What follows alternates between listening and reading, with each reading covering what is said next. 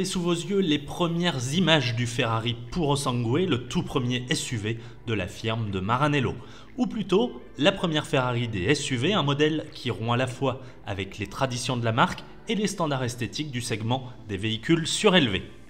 C'est bien simple, en 75 ans d'existence de la marque, le Puro Sangue est la première Ferrari à 4 portes et 4 sièges. Et rien que la cinématique pour s'installer à l'arrière est un délice pour les yeux avec cette ouverture antagoniste et électrique.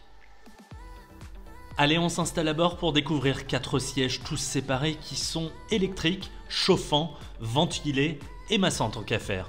Et signe des temps, sachez que l'Alcantara provient de polyester recyclé. À l'avant, pas d'écran central, mais chacun son écran quand même. Un pour le conducteur et un autre pour le passager. Au-dessus, le toit électrochromatique permet d'une simple pression sur un bouton d'assombrir le verre quand il y a trop de soleil. Un tour dans le coffre évidemment, puisqu'avec 473 litres, c'est le plus grand jamais vu dans une Ferrari. Parfait pour les bagages de la famille. Et oui, vous ne vous trompez pas, c'est un V12 atmosphérique que vous entendez là. D'une cylindrée de 6,5 litres, il vient se loger sous l'immense capot en aluminium de ce Ferrari Puro Sangue. Il développe 725 chevaux et un couple de 716 Nm. Une puissance envoyée aux 4 roues grâce à une boîte automatique à 8 rapports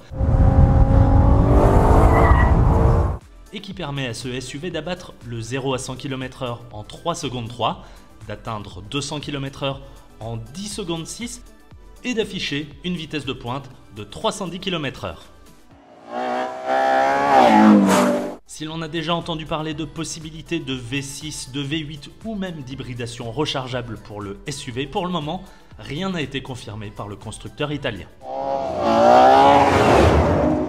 Le Ferrari Puro Sangue est prévu sur les routes dès le printemps 2023 avec un prix qui débute à 390 000 €. Pas de quoi effrayer les clients qui se seraient déjà jetés dessus, Ferrari parlant déjà d'une demande record. Mais pour que Ferrari reste Ferrari et préserve son exclusivité, la firme de Maranello précise que le modèle ne dépassera pas 20% du volume total de ses ventes.